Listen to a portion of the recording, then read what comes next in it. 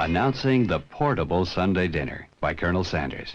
He cooks up Kentucky Fried Chicken in his kitchen, then packs it up in his handy bucket. All you do is pick it up. Imagine, the best meal of the week travels everywhere, every day of the week. Okay, Colonel, hit the road. Kentucky Fried Chicken, or KFC for short, has grown from a back room in a fuel station in the middle of nowhere to become one of the biggest fast food restaurant chains in the world. Today it enjoys a massive global presence and its food is enjoyed by millions of people every single day. Hi, I'm Jayesh and you're watching Hustlers TV. In this video, we will see the story of KFC and the person behind it. Harlan Sanders was born in 1890 to David and Margaret Sanders and raised on a farm outside Henryville, Indiana. Harlan had a younger brother and a sister named Clarence and Catherine Sanders. When Sanders was just 5 years old, his father died, and as the financial conditions of their house weakened, his mother was forced to work at a canning plant. This left Sanders, as the eldest son, to care for his two younger siblings. At the age of 7, he got skilled enough to cook bread and vegetables and was improving with meat. In 1902, Sanders' mother remarried and the family went to Greenwood, Indiana. Sanders didn't have a good relationship with his stepfather. In 1903, he dropped out of 7th grade, later stating that algebra is what drove me off, and went to live and work on a nearby farm. In 1906, with his mother's approval, Sanders left the area to live with his uncle in New Albany, Indiana, and started working as a conductor. Sanders falsifies his date of birth and enlisted in the United States Army in October 1906, completing his service agreement as a wagoner in Cuba. He was honorably discharged in February 1907. After returning from the military, Sanders switched between many jobs like being a blacksmith's helper, fireman, railroad labor, and painter. During this time, Sanders got married to his first wife, Josephine King. He had a son and 2 daughters with her. While working as a fireman, he studied law by correspondence and became a lawyer and started practicing in Little Rock. His legal career ended after a courtroom brawl with his own client destroyed his reputation. With no job in his hands, Sanders was forced to move back to his mother's house and started selling life insurance for Prudential Life Insurance Company. He got fired from that job too for insubordination. In 1920, when he was 30 years old, he founded a ferry boat company which operated a boat on the Ohio River between Jeffersonville and Louisville. The ferry was an instant success. Later, he tried cashing in his ferry boat company shares to create a lamp manufacturing company. The venture failed after Delco introduced an electric lamp that is sold on credit. After this debacle, Sanders took a sales job with the Michelin Tire Company in Winchester, Kentucky.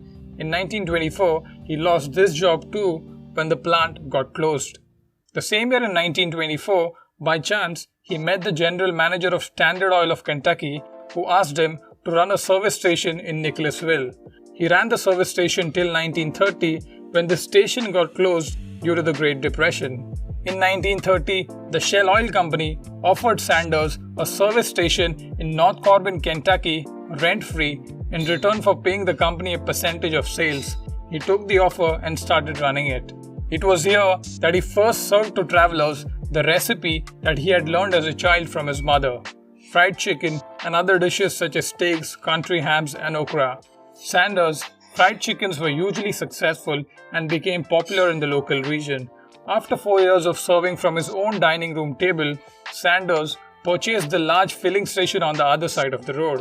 By 1936, this had proven successful enough for Sanders to be given the honorary title of Kentucky's Colonel by Governor Ruby Lafon. In 1937, he expanded his restaurants to 142 seats and added a motel he purchased across the street, naming it Sanders Court and Cafe. Sanders was unhappy with the 35 minutes it took to prepare his chickens in an iron frying pan, but he refused to deep fry the chicken, which he believed lowered the quality of the product. If he pre-cooked the chicken in advance of orders, there was sometimes wastage at day's end. In 1939, when the first commercial pressure cooker was released on the markets, mostly designed for steaming vegetables, Sanders bought one and modified it into a pressure fryer, which he then used to fry chicken. The new method reduced production time to be comparable with deep frying while in the opinion of Sanders, retained the quality of pan-fried chicken. In July 1940, Sanders finalized what came to be known as his original recipe of 11 herbs and spices. Although he never publicly revealed the recipe, he admitted to the use of salt and pepper and claimed that the ingredients stands on everybody's shelf. After being recommissioned as a Kentucky colonel in 1950 by Governor Lawrence Weatherby, Sanders began to dress the part, growing a goatee and wearing a black frock coat, later switched to a white coat, a string tie, and referring himself as colonel. As the United States entered World War II in December 1941, gas was rationed, and as the tourism dried up, Sanders was forced to close his motel. The planned construction of Interstate 75 in the 1950s that would bypass Corbin entirely threatened the future viability of his business. Hence, Sanders sold his properties in 1956 and was now reduced to living on his savings, what he had salvaged from his business, and his social security check of $105 a month. Luckily, in 1952, he had already successfully franchised his recipe to his friend Pete Herman of South Salt Lake, Utah, the operator of one of the city's largest restaurants. In the first year of selling the product, Herman's restaurant sales more than tripled, with 75% of the income coming from sales of fried chicken. Don Anderson, a signed painter hired by Herman, coined the name Kentucky Fried Chicken. For Herman, the addition of KFC in his restaurant menu was a way of differentiating his restaurants from competitors. The product from Kentucky was exotic and evoked imagery of Southern hospitality. Herman trademarked the phrase, "It's finger-licking good," which eventually became the company's slogan.